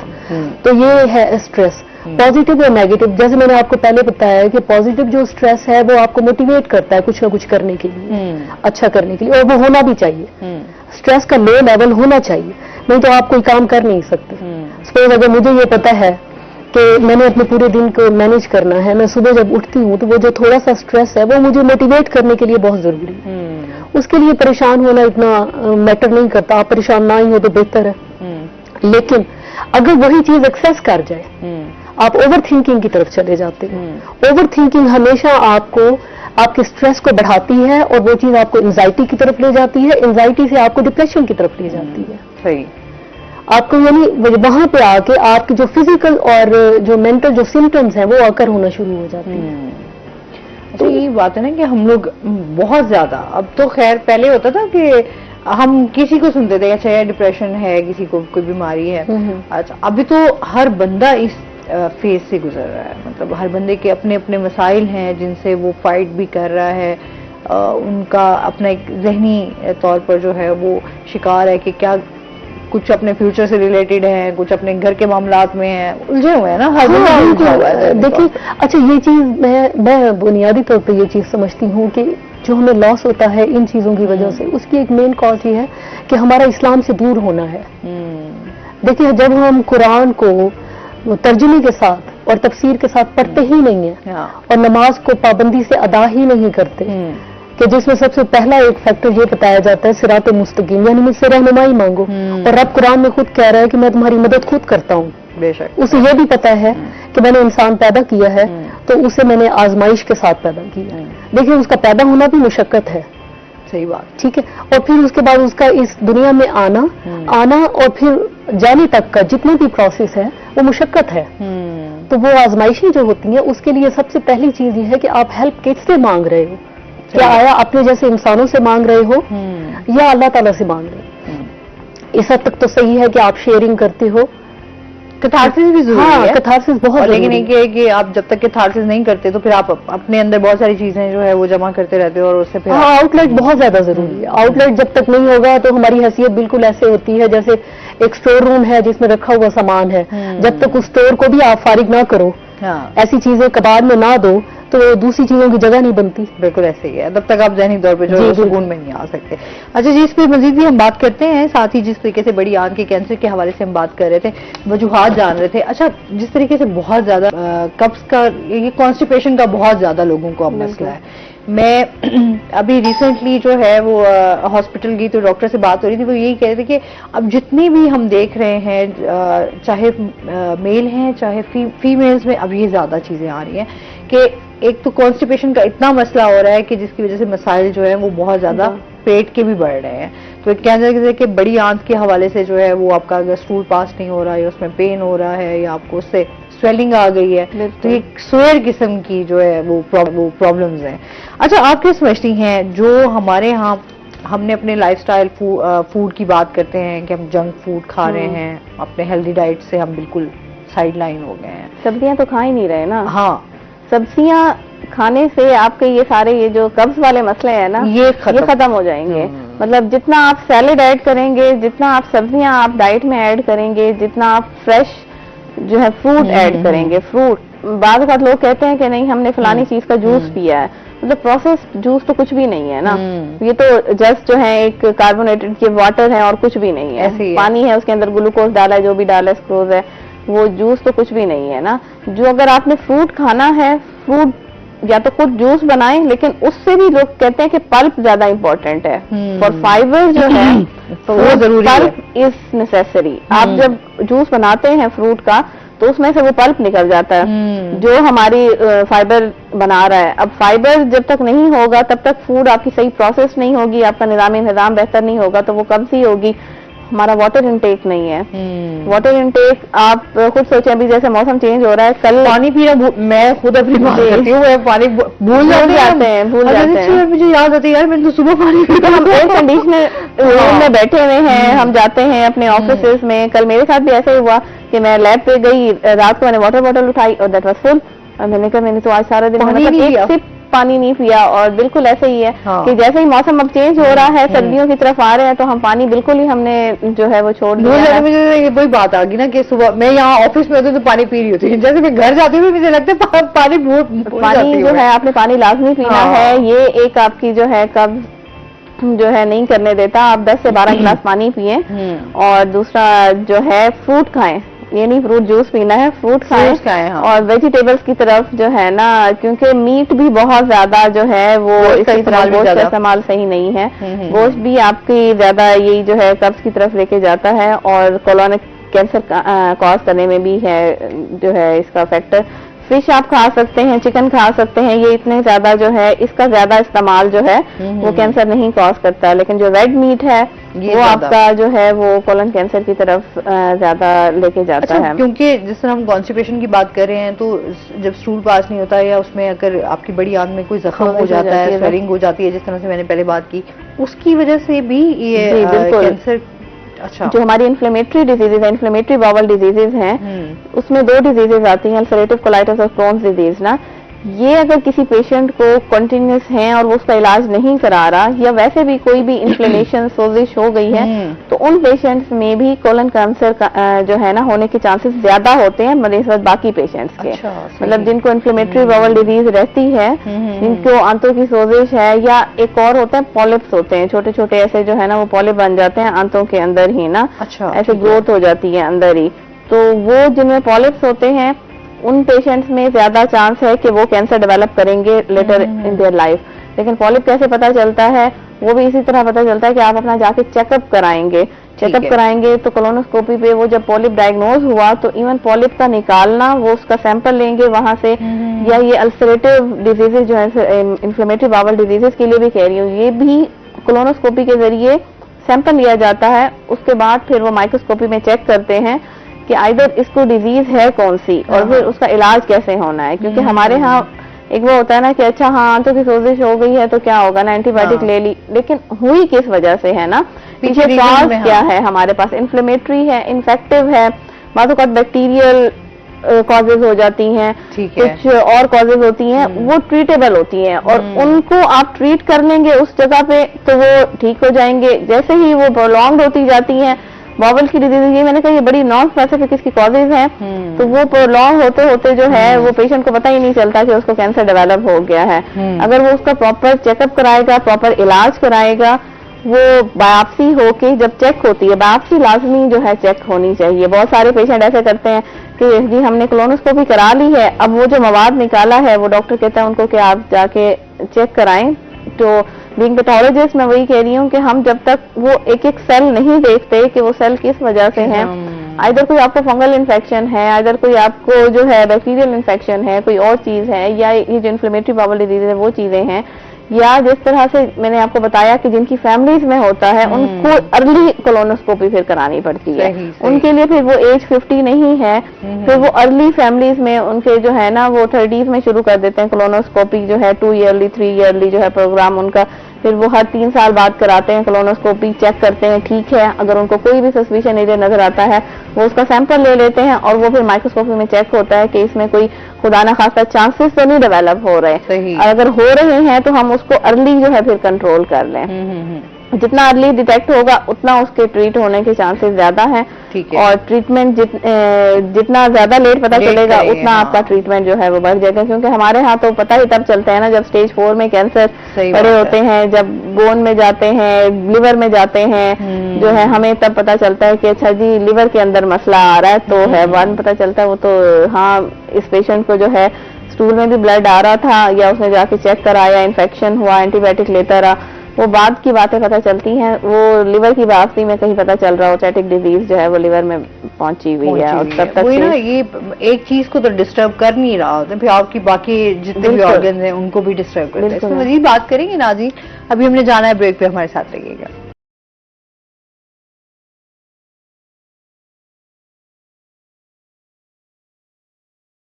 ویلکم بیک ناظرین. اچھا جی، اس کے ساتھ ہی ہم جس طریقے سے ہم یہ تو بات کر رہے ہیں کہ اپنی صحت کا کس طریقے سے خیال رکھنا ہے، وہیں ہم نے یہ بھی اپنا دیکھنا ہے کہ ہم نے مینٹل ہیلتھ کا خیال کیسے رکھنا ہے. اچھا، کیا سمجھتی ہیں کیا تھراپیز ہونی چاہیے، کس طریقے سے ہم اپنے آپ کو جو ہے کام رکھ سکتے ہیں، کیونکہ یہ سب سے زیادہ ضروری ہے کہ اوور تھنکنگ کو کیسے کم کیا جا سکتا ہے. اچھا، پہلے تو ہم یہ دیکھیں گے کہ ایک اسٹیمولس ہے اور اس کا افیکٹ لوگوں پہ ڈفرینٹ طریقے سے ہوتا ہے. یعنی اگر ہم 3 لوگ یا 4 لوگ بیٹھے ہیں تو ایک اسٹیمولس ہوگا، اس کا افیکٹ ہو سکتا ہے آپ پہ اتنا زیادہ نہ ہو، ان پہ تھوڑا زیادہ ہو، مجھ پہ بہت زیادہ ہو جائے. ٹھیک ہے. تو ایک تو یہ چیز بہت زیادہ میٹر کرتی ہے. ہمیں یہ سمجھنا بہت زیادہ ضروری ہے جب ہم کسی کو ڈیل کر رہے ہوتے ہیں تو ضروری نہیں ہے کہ ایک چیز جو سامنے والا پرسیو کر رہا ہے وہ اسی انداز سے پرسیو کرے جس طرح سے ہم کر رہے ہیں. ٹھیک ہے. ہر کسی کا انداز ڈفرینٹ ہے. جیسے ریسنٹلی میں نے کل ایک بچی کی کاؤنسلنگ کی ہے، وہ کافی اسٹریسفل کنڈیشن میں تھی کالج میں اپنی پرنسپل کے بیہیویئر کی وجہ سے، کہ ہمیں میڈیکل کو اور آئی ٹی والوں کو بہت زیادہ مطلب ایک ڈفرینٹ طریقے سے ڈیل کیا جاتا ہے، کہ میڈیکل والوں کو زیادہ انہیں امپورٹنس ان کو دی جاتی ہے یا ہمیں ایک سائڈ پہ رکھا جاتا ہے. تو اس کے اسٹریس کو کنٹرول کرنے کے لیے ہمیں اسے کوپنگ ایبلٹی کس طرح سے انہانس کرنی ہے، کہ وہ کس طرح سے انہانس ہوگی. وہ ڈفرینٹ اسے ایگزامپلس دے کے اس کو مختلف طریقے بتا کے کہ آپ اس طرح سے اپنی کوپنگ ایبلٹی کو انہانس کر سکتے ہو. یعنی ریفریمنگ تھاٹ. ریفریمنگ تھاٹ کیا ہے؟ Reframing thought is a part of CBT، cognitive behaviour therapy کا ایک پارٹ ہے. کہ ہم اپنی تھاٹ کو، نیگیٹو تھاٹ کو کس طرح سے ریفریم کرتے ہیں with the help of positive thought. صحیح. کہ جب ہم اپنی نیگیٹو تھاٹ کو پازیٹو تھاٹ کے ساتھ ریفریم کریں گے تو ہمیں کوپ کرنا زیادہ آسان ہو جاتا ہے. تو ہم پیشنٹ کو بتاتے ہیں کہ آپ کس طرح سے آگے لے کے ان اسٹریسز کو چلتے. اچھا، اسٹریسز بھی ڈفرینٹ قسم کے ہیں. ایک وہ ہے جو لائف تھریٹننگ ہے، چیلنجنگ ہے. ٹھیک ہے. سم ٹائم یہ ہوتا ہے کہ آپ کے پاس اگر ایک پیشنٹ آیا ہے، اس کے ساتھ یہ پرابلم بھی ہو سکتا ہے کہ اس کے ساتھ خدا نخواستہ کوئی سیکشل اسالٹ ہوا ہو. ٹھیک ہے. اس کا پرسنل ریزن یہ ہو سکتا ہے. اور نیچرل جو ڈیزاسٹرز ہیں وہ بھی بہت زیادہ کاؤنٹ کرتے ہیں کہ وہ بھی آپ کو اسٹریس کی طرف لے کے جا سکتے ہیں.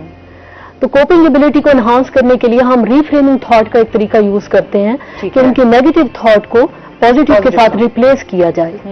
بہت زیادہ انہیں خواب بھی نہ دکھائے جائیں بٹ انہیں پازیٹیوٹی کی طرف لایا جائے کہ نیگیٹو تھاٹ جو ہے نا وہ آپ کی فزیکل اور مینٹل جو کنڈیشن ہے اس کو زیادہ افیکٹ کرے گی. لہٰذا آپ تھوڑا پازیٹیو ہو کے اس چیز کو سوچو تو زیادہ اچھے طریقے سے آپ کوپ کر سکتے ہو. اچھا، اور بھی بہت سے طریقے، میڈیٹیشن ہے، یوگا ہے، مطلب یہ آپ کے جتنا سکون دیتا ہے. جی بالکل. میڈیٹیشن اور یوگا. اگر میڈیٹیشن میں پیشنٹس کو یہ ریکمینڈ کرتی ہوں کہ آپ اگر اپنی آئیز کو کلوز کرو تو یہ امیجن کرو اس چیز کو کہ قرآن کی آیت ہے کوئی، جیسے یا حیو یا قیوم ہے، اس کو آیت کو امیجن کرو، اس سے جو روشنی ہے اس کو ویژولائز کرو اور فیل کرو اپنے آپ کو کول اور کام. تو یہ بھی طریقہ ہے پیشنٹ کو اسٹریس سے نکالنے کا. اچھا، خوبصورت آپ نے بات کی ہے. ہم لوگ جس طریقے سے اسلام کی بات کرتے ہیں، میں یہ لازمی میں شیئر بھی کرتی رہتی ہوں کیونکہ تم کو اچھی جو چیزیں جو آپ نے سیکھی اپنی زندگی میں وہ اگر آپ سے ریلیٹڈ آپ جو لوگ دیکھ رہے ہیں، سن رہے ہیں، ان تک اگر آپ کی بات پہنچتی ہے تو وہ آپ کو یہ تھا کہ چلے آپ کو دوسرے تک بھی اس کی بھلائی کا ہی کام ہے، ایک صدقہ ہی ہے. میں خود بھی جب میں ڈپریشن کا شکار ہوئی تھی تو مجھے یہ تھا کہ مجھے ول پاور یہ ہوتا ہے کہ ظاہر سے نیگیٹو تھاٹس تو آپ کے اوپر حاوی ہو جاتی ہیں، لیکن اس سے فائٹ کر کے آپ کو نکلنا بھی خود ہی ہوتا ہے جو ول پاور کہلاتی ہے. کیونکہ اپنی ول پاور کتنی اسٹرانگ ہے. تو وہ ول پاور جو ہے وہ مجھے اللہ کی طرف لے گئی، جس میں مجھے یہ تھا کہ یار مجھے نماز اور اس طرح کی آپ کو سکون ملا کہ یار زندگی میں جو ہے نا وہ یہی چیز ہے وہ آپ کو یہاں سے نکال سکتی ہے، وہ اللہ کی ذات. وہ آپ بالکل صحیح کہہ رہی ہیں کہ ایک اللہ تعالیٰ کی ذات ہی ہے، کیونکہ وہ بہت بہتر جانتا ہے اس چیز کو کہ میں نے ایک انسان کو پیدا کیا ہے. پھر وہ یہ بھی قرآن میں کہہ رہا ہے کہ میں نے تمہیں پرابلمز دینی ہے، آزمائشیں دینی ہیں. اور میں کہتی ہوں زندگی مسلسل ایک سفر کا نام ہے اور مشکلوں کا نام ہے. مشکلوں کا آپ ڈیلی آپ کہیں گے جی آج تو میں آج کا مسئلہ حل ہو گیا, کل کوئی مسئلہ نہیں ہوگا, تو ایسا نہیں ہے, ایسا پاسبل نہیں ہے. مطلب آپ ڈیلی اٹھیں گے تو ڈیلی آپ کے ساتھ جو ہے وہ کوئی نہ کوئی چیلنج ہوگا, کوئی نہ کوئی مشکل ہوگی, کوئی ٹینشن ہوگی. تو زندگی جو ہے وہ جیسے جیسے آپ بڑے ہوتے جاتے ہیں, بچپن تک تو آپ وہ کرتے ہیں, اس کے بعد جیسے ہی آپ بڑے ہوتے جاتے ہیں زندگی میں بہت مشکلات اور چیزیں, آزمائشیں, وہ آپ کو جب چھوٹے ہوتے ہیں تو اور طرح کے چیلنجز ہوتے ہیں. جیسے بچہ اسکول نہیں جا رہا, وہ جب تک ماں کے پاس ہے, ٹھیک ہے, وہ اپنے آپ کو بڑا اچھا کمفرٹیبل فیل کر رہا ہے کیونکہ اسے کمفرٹیبل انوائرمنٹ مل بھی رہا ہے, کھانا پینا ہر چیز ہے.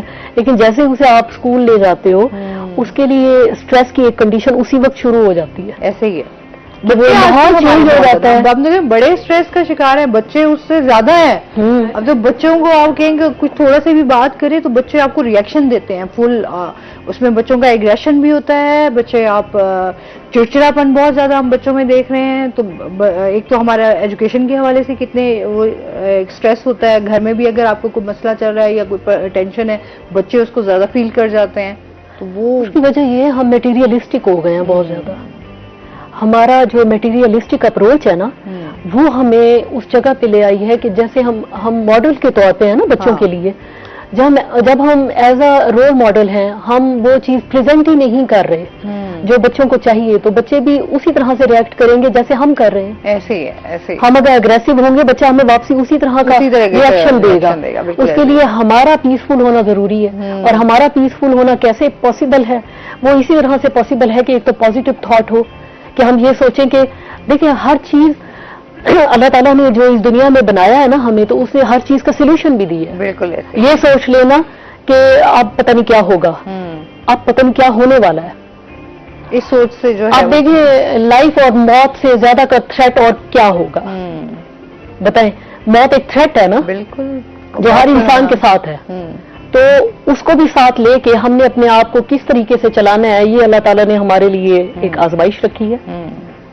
اچھا, ہمارے ہاں یہ بھی ہے نا کہ ہم کسی سے ڈسکس کرتے ہیں نا تو لوگ یہ بھی سمجھتے ہیں, کہنا شروع کر دیتے ہیں یار کہ کہیں دماغی جو ہے وہ اس کی حالت ٹھیک نہیں ہے, کہیں یہ پاپ ہوتا ہے. بالکل بھی ہوتا ہے, لوگ کیا کہیں گے. ہمارے ہاں یہ سب سے بڑا یہ ہے کہیں پاگل تو نہیں ہوگے, لوگ کہنا شروع کر دیں گے کہ یار یہ اب کسی سائیکالوجسٹ کے پاس جا رہا ہے تو اس کی ذہنی حالت ٹھیک نہیں ہے, اس کا دماغی توازن خراب ہو گیا ہے. تو یہ اس طرح کے مسائل بھی, پریشر بھی بہت زیادہ آپ کی مینٹل ہیلتھ کو خراب کر رہے ہوتے ہیں. اچھا, میں آپ کو بتاؤں کہ ان لوگوں کی پریشانی ختم کرنے کے لیے جو یہ کہتے ہیں کہ ہم نے سائیکالوجسٹ کے پاس گئے تو لوگ کیا کہیں گے, ٹھیک ہے, آپ یقین جانیں سائیکالوجسٹ کے لیے بھی بہت زیادہ چیلنج ہے. لوگ اسے بھی کہتے ہیں کہ ہاں یہ فارغ ہے, سائیکالوجسٹ بھی ہے, ڈاکٹر ہے, یہ کس طرح سے ٹریٹ کرتا ہے, یہ کس طرح سے ٹریٹ کرتا ہے. وہ عموماً ہمارے ہاں جو کنسیپٹ ہے ایک سائیکالوجسٹ کا بھی, وہ بھی یہی ہے کہ یہ پاگل ہے خود بھی. لیکن ظاہر سی بات ہے ہر چیز کا علاج, لیکن ہم لوگوں کی باتوں میں جب جائیں تو پھر تو ہم کچھ نہیں کر سکتے. بالکل بالکل, یہ بڑا ضروری ہے کہ آپ اپنی جو ہے وہ صحت کا جو ہے وہ پراپر خیال رکھنا بہت زیادہ ضروری ہے. جیسے ساریہ کی بات بھی ہم کریں گے کیونکہ یہ بیماریاں جب انسان بیماری طرح اگر آپ کو تھوڑی سی کوئی بیماری ہو جائے تو وہ بھی آپ کے مینٹل ہیلتھ کو خراب کر رہی ہوتی ہے, کیونکہ اسٹریس لے جاتے ہیں تو اوور آپ تھنکنگ میں اچھا ایک وہ ڈر اور اوور تھنکنگ کی وجہ سے تو ٹیسٹ نہیں کراتے ہیں نا. ہاں, یہ بھی نہیں, ہم نیگیٹو پہلے تھنک کر لیتے ہیں کہ ٹیسٹ کرائیں گے پھر نکل آئے گا کچھ نہ کچھ ہو جائے گا, اور پھر کیا ہوگا, وہ جو ہماری اوور تھنکنگ کا پروسیس ہے وہیں پہ شروع ہو جاتا ہے نا. پچھلے دنوں کی بات بتاؤں, میری میڈ ہے, ان کو کسی ڈاکٹر نے یہ کہا کہ آپ کا نا لیور کا مسئلہ شروع ہو رہا ہے, ٹھیک ہے. اس کے بعد وہ اتنی پریشان ہوئی, اس کی نیند ختم, اور وہ ڈپریسو سٹیج پہ کہ وہ کسی سے بولنا نہیں, کھانا نہیں, پینا نہیں صحیح طریقے سے, اور کسی کے درمیان بیٹھنا نہیں. تو اس کو میں نے تھوڑا اس کی کیپیسٹی اس کے اندر بوسٹ کی. میں نے کہا کچھ نہیں ہے ایسا. اس کو ڈاکٹر کے پاس جب میں لے کے گئی, ٹیسٹ میں نے کیے, دوبارہ سے اس کی جب رپورٹ آئی, میں نے کہا ابھی مطلب یہ اسٹارٹ ہو سکتا ہے اگر تم اپنا دھیان نہیں رکھو گی. وہی بات ہے, تو پھر اس کا اسٹریس کا لیول کم ہوتے ہوتے ختم ہوا کہ ہاں ٹھیک ہے. میں کچھ کی وجہ سے رہے ہیں کہ ہمیں ارلی ڈائگنوسس, مطلب ہماری اس ساری ٹاک کا مقصد ہی یہی ہوتا ہے کہ مطلب کینسر کے مریضوں کے لیے بیسک تو وہی چیز ہے کہ آپ ارلی ڈیٹیکشن کرائیں گے, ارلی اس کو چیک کرائیں گے تو ہی پاسبل ہے اس کا علاج. ورنہ کینسر کو جیسے جیسے بڑھتا جائے گا تو اس کا علاج مشکل اور پھر ناممکن ہو جاتا ہے. جو کہتے ہیں نا کینسر کا علاج نہیں ہوتا, کینسر کا علاج ہے, لیکن وہ ہم خود اس کو مشکل بنا دیتے ہیں کہ ہم اس کی ارلی ڈیٹیکشن کی طرف ہی نہیں جاتے. مطلب اتنے سال لے کے پھرتے رہتے ہیں. ابھی جس طرح سے بریک میں کالر کہہ رہی تھی, ان کا بھی میں آنسر کر دوں کہ مجھے وہ کہتی ہیں کہ ٹی بی ہے تھی, پہلے میں نے اس کا علاج کرایا, لیکن ابھی جو ہے پیٹ میں درد ہوتی ہے. تو ان کا جو پیٹ کا درد ہے وہ ہو سکتا ہے ان کی جو ان کو سکس سینس ایک ہوتا ہے نا کہ پیشنٹ کو بھی ایک سکس سینس بڑی اچھی ہوتی ہے, کہ وہ کہہ رہی ہے کہ شاید مجھے ٹی بی کی وجہ سے ہی دوبارہ ٹی بی نہ ہو گئی ہے. اچھا, اس کو ڈیٹیل سے ڈسکس کرتے ہیں ناظرین. ابھی ہم نے جانا بریک پہ, ہمارے ساتھ رہیے گا.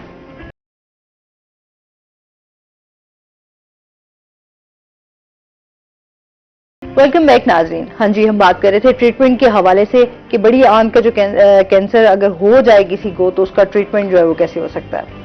بڑی آنت کا ٹریٹمنٹ کے حوالے سے ہم بات کریں تو جب ہو جاتا ہے, پتہ چل جاتا ہے, وہ جو بایوپسی لی آپ نے کولونوسکوپی کی, اس کے بعد جو بایوپسی لی اور جو ہے پیتھولوجسٹ نے کنفرم کیا کہ ہاں اس کو یہ کینسر ہے, تو اس کے فردر جو ہے وہ دو طریقے ہیں. ایک تو یہ کہ وہ جو بڑی آنت کا وہ حصہ اور اس کے ساتھ نارمل پارٹ کچھ وہ کٹ کر دیا جاتا ہے, اور پھر آپس میں باقی جو اینڈ ہیں وہ جوڑ دیے جاتے ہیں. کچھ کیسز میں ایسا ہوتا ہے کہ یہ آپریشن دو حصوں میں ہوتا ہے, مطلب کہ اسی ٹائم ہی جوڑ دیا جاتا ہے جیسے پاسبل ہو. کچھ کیسز میں ایسا ہوتا ہے کہ ایک حصہ جو بڑی آنت کا ہے وہ باہر نکال دیا جاتا ہے. اگر بہت لوور حصے میں اس کا کینسر ہو تو وہ اس کا حصہ باہر نکال دیا جاتا ہے کہ وہیں سے ویسٹ جو ہے, اور ساتھ میں بیگ لگا دیتے ہیں پیشنٹ کو نا, کہ ویسٹ جو ہے وہ اسی بیگ میں ہوتا رہتا ہے, اور بیگ پھر پیشنٹ کو چینج کرنا ہوتا ہے, اور پھر اس کا ایک دوسرا آپریشن ہوتا ہے اور پھر اس میں وہ جوڑتے ہیں.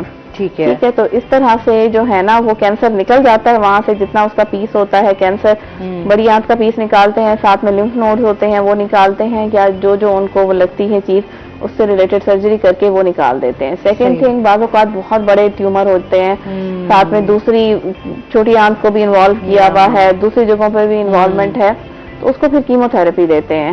کیمو تھراپی سے اس کا سائز کم کرتے ہیں, ڈیزیز کا جو ہے برڈن کم کرتے ہیں پیشنٹ کے اوپر, کیونکہ اگر اس ڈیزیز کو سرجری کریں گے پھر تو پیشنٹ کی ویسے ہی ڈیتھ ہو جائے گی, پھر تو سرجری سے ہی ڈیتھ ہو جائے گی اس کی.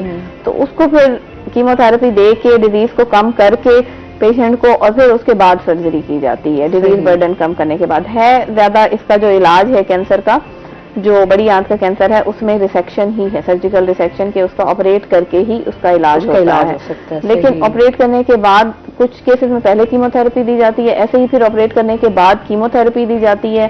اسیس کرتے ہیں کچھ ایریا میں کچھ رہ تو نہیں گیا, وہ پھر وہی بات کہ چیک ضرور کرانا ہے اس کو, کہ وہ پھر پیتھولوجی کی رپورٹ آتی ہے, اس میں وہ بتاتے ہیں کہ جہاں سے سرجن نے کاٹا ہے, جس اینڈ سے دونوں اینڈ سے کاٹا ہے وہ دونوں اینڈ کلیئر ہیں, ٹھیک ہے, یا پھر اس کا لمف نوڈ کتنے انوالو ہیں جو ساتھ میں نکلے تھے. اس رپورٹ کی بیس پہ پھر پیشنٹ کو فردر کیمو تھراپی یا ریڈیو تھراپی شعائیں لگتی ہیں. ٹھیک ہے, کہ اگر ڈیزیز پیچھے رہ گئی ہے تو ریڈیو تھراپی بھی دیتے ہیں, شعائیں بھی لگتی ہیں, وہ بھی پیشنٹ کے لیے اس کا ٹریٹمنٹ کا پارٹ ہے. تو یہ ساری چیزیں جو ہیں, لیکن علاج ہو جاتا ہے اگر آپ جا کے ارلی ڈیٹیکشن کرائیں, ارلی جو ہے آپ جا کے اپنے ڈاکٹر کے پاس جائیں. چیزیں آپ جتنا زیادہ ہائیڈ کریں گے اتنی زیادہ یہ بڑھتی جائیں گی. میں پیشنٹ کو کہتی ہوتی ہوں یہ اپنے آپ پہ ظلم ہے آپ کا, کہ اگر آپ نے نہیں بتایا یا نہیں اس کو ٹائم پہ کیا تو یہ آپ نے کسی اور کے ساتھ زیادتی نہیں کی, یہ آپ نے اپنے ساتھ زیادتی کی ہے, کہ جو ہے اس کا ٹائم پہ آپ نے جا کے چیک اپ نہیں کرایا اور آپ نے ٹائم پہ علاج نہیں کرایا. علاج, اور پھر اگین وہی بات کہ ہم کیا احتیاطی تدابیر کریں کہ ہم اس چیز سے بچا جا سکے, کیونکہ احتیاط جو ہے وہ بہتر ہے. اگین وہی بات کہ high fibre diet, low fat diet آپ نے لینی ہے, کہ وہ غذائیں جن میں فائبر بہت زیادہ ہے, تازہ سبزیاں ہو گئیں, پھل ہو گئے, وہ آپ نے اپنی ڈائٹ کا پارٹ لینا ہے. جوسز کو اوائڈ کریں, ڈرنک کو اوائڈ کریں, جو آپ کی کولڈ ڈرنکس ہیں, کاربونیٹڈ واٹرز ہیں ان کو اوائڈ کریں, اور جنک فوڈ کو جو ہے اوائڈ کریں, بہت زیادہ اس کا استعمال نہ کریں. اگر آپ کا بہت زیادہ دل چاہتا ہے ہفتے میں ایک دن رکھ لیں اس کو کھانے کے لیے. تو یہ چیزیں آپ ڈیلی روٹین کا حصہ نہ بنائیں. جتنا زیادہ آپ ڈیلی روٹین سے یہ اپنی ڈائٹ کو بہتر کریں گے, واک لازمی کریں, وزن کم کریں. اسموکنگ اگین اسموکرز کے لیے ہے, اور یہ کینسر, اچھا آپ نے کہا تھا کس مین اور وومن کی بھی ہم ریشو جانیں گے, تو آدمیوں میں زیادہ ہوتا ہے کولن کا کارسینوما فیمیلز کی نسبت. تو اسموکنگ ایک کاز ہے, اس میں الکوہل کنزپشن ایک کاز ہے کولن کینسر میں, تو یہ چیزیں جتنا زیادہ ہم اپنی ڈائٹ سے یہ چیزیں کم کر دیں گے اتنا جلد ہمیں جو ہے چانسز کم ہوں گے کولن کینسر کے. اچھا آپ کیا سمجھتی ہیں اپنے جو ٹیسٹ وغیرہ ہمیں ہوتا ہے کہ ہم نے اپنے آپ کو کیسے دیکھنا ہے کہ ہم صحت مند ہیں، یا اگر ہمیں کوئی سمٹمز اس طرح کے فیل ہو رہے ہیں کہیں آپ تھوڑی سی کسی بیماری کی طرف جا رہے ہیں، تو کتنے مہینوں بعد جو ہے وہ آپ کو اپنا چیک اپ کروانا چاہیے، اپنے ٹیسٹ کروانے چاہیے؟